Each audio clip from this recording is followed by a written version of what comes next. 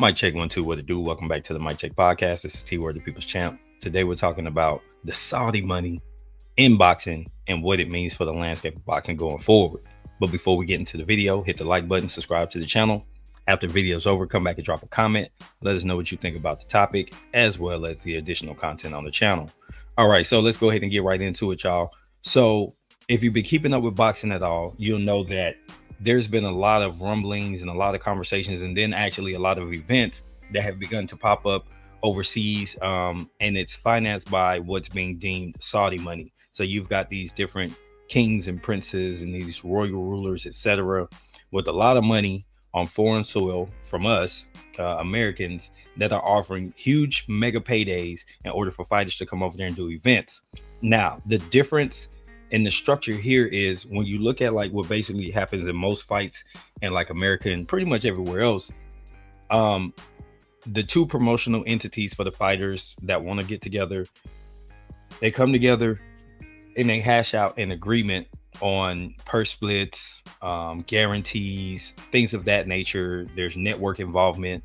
So there's a lot of different moving pieces that determine if these fighters will ever get in the ring, and then what those numbers will look like for each fighter.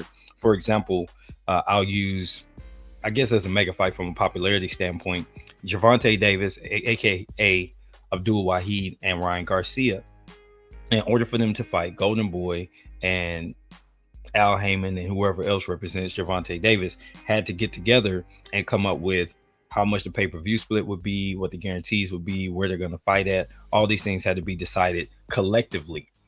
By comparison, when you're going overseas to fight, there's a site fee involved, and then each fighter gets a deal of their own negotiated separately with the promoters of the fight, with the people that are putting it on, the financiers of the fight. So for example, Tyson Fury, Alexander Usyk didn't have to come to the negotiation table to try and get a fight in Saudi because they were independently negotiated with by the people with the money. So what it allows is a bigger payday for the fighters, number one, but also you don't have the haggling over one guy feeling like, well, I'm a 70-30 split kind of guy. You don't have the profile that I do, so I'm going to lowball you. I'm going to try to get you to take less money, because the people putting up the money are negotiating with the one fighter, with fighter B or fighter A individually. Those numbers can be whatever they want, and then eventually they'll get released. So if you could get your people to negotiate independently a $15-20 million payday, it doesn't matter what your opponent is getting. You have your number set. You also don't have to worry about the back end stuff that some people tend to have an issue with, even though back end is kind of typical in entertainment events where there's a live gate or live audience or some type of broadcast. Even though it's typical, a lot of people they bemoan it. They don't like it. So you don't have that aspect because you got all your money up front. 5 people could watch it for all you care. You're already guaranteed a check. And more than likely, if they're investing 10, 15, 20 million in you, they feel like they're going to find a way to recoup that money, but they're also bringing attention to an area where they clearly have had a mission set up to bring more events. So all of that to get to this point, is Saudi money good or bad for boxing? And I'm going to start with the bad side, because I believe that what you must understand is that when you give fighters overinflated paydays, they're not going to be able to fight over there and do Riyadh season every year or whatever the case may be. So they're not going to see that type of money every time. So what happens is they start to ask for this money, and they start to negotiate from a place of kind of delusion, thinking that when they come back over here and try to fight in Vegas, they're going to be able to get that same bag. And it just ain't going to happen. You've extended your value beyond what it actually is, because these people were willing to just throw big money at you. The reality is fighters are getting spoiled to those paydays that they can't duplicate. So now you went from 20 million to now you back in the States doing 2 million. And now fighters are like, well, I'm just going to sit out until I get another big opportunity. So you may not get the best fight, the best. However, I think these fights that tend to be over marinating because they're letting the fights sit and simmer because they want to build it up so it can become a mega payday. I think those type of matchups and fights probably should be over there, even though we won't get that live gate in Vegas, that live opportunity to see it. We can still get the pay-per-view. 95% of fights I'm gonna see on pay-per-view anyway, so that don't really affect me.